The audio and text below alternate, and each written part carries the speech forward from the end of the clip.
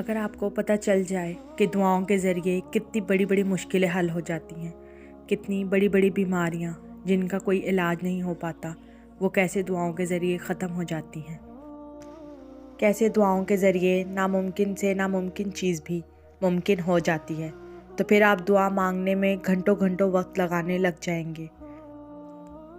زیادہ سوچنا ہے انسان کو ختم کر دیتا ہے، بس دعا کرو اور سب کچھ اپنے رب العالمین پر چھوڑ دو، جو اتنی بڑی کائنات کو اتنے خوبصورت رنگوں سے بھر سکتا ہے، تو کیا اسے تم نظر نہیں آ رہے؟ کیا وہ تمہاری زندگی ایسے ہی بے رنگ رہنے دے گا؟ بس اپنے رب العالمین پر کامل یقین رکھو، انشاءاللہ وہ تمہاری زندگی بھی تمہارے پسندیدہ رنگوں سے بھر دے گا۔ پتہ ہے دعا میں اتنی طاقت ہے کہ مقدر بدل کے رکھ دے۔ دعا مانگتے رہو اس کے لیے جو تمہاری پہنچ سے دور ہے، مانگتے رہو اس کے لیے جو تمہارے مقدر نے تم سے چھین لیا ہے، دعا مانگتے رہو اس کے لیے جس کے ملنے کی امید تم کھو چکے ہو،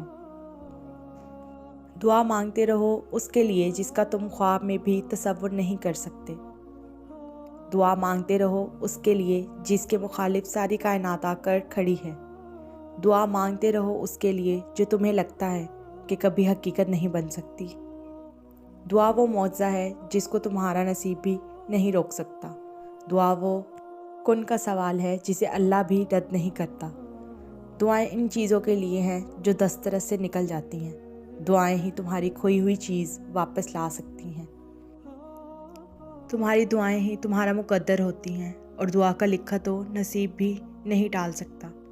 وہ بے جان کہانی میں پھر سے جان پھونک سکتی ہیں، ان میں اتنی طاقت ہے کہ تمہاری عقل دنگ رہ جائے گی۔ مانگتے ہو تو مانگتے جاؤ اور پھر دعا کے معجزوں کو اپنی آنکھوں سے دیکھو اور دل سے محسوس کرو۔ دعائیں تو وہ چیزیں بھی ہاتھوں میں تھما دیتی ہیں کہ جو چیز نصیب میں بھی نہیں ہوتی۔ تم ایک بار اللہ کے ہو کر تو دیکھو، اس نے ساری مخلوق کو تمہارے قدموں میں لا کر نہ بٹھایا تو کہنا۔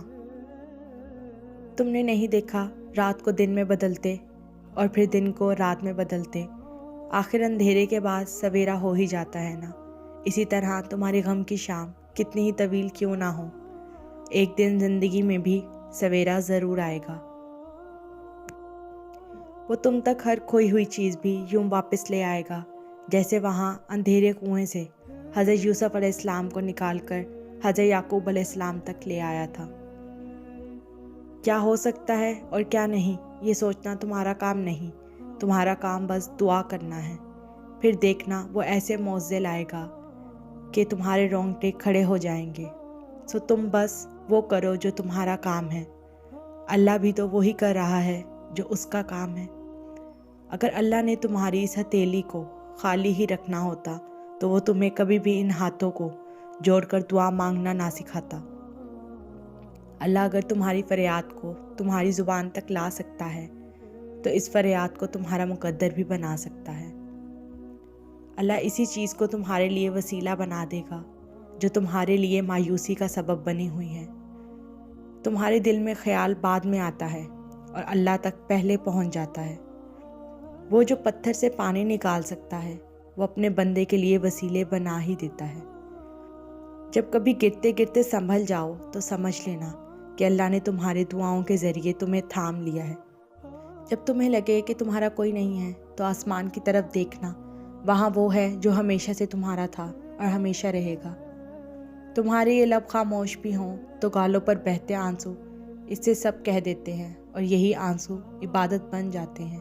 وہ جانتا ہے تمہارا ہر دکھ، اس سے کچھ بھی چھپا نہیں، لیکن وہ چاہتا ہے کہ تمہیں پاک کر دے ہر گناہ سے، ہر تکلیف سے۔ تمہارے خاموش سجدے اور انکہی باتیں اللہ کے ہاں بہت خاص مقام رکھتی ہیں۔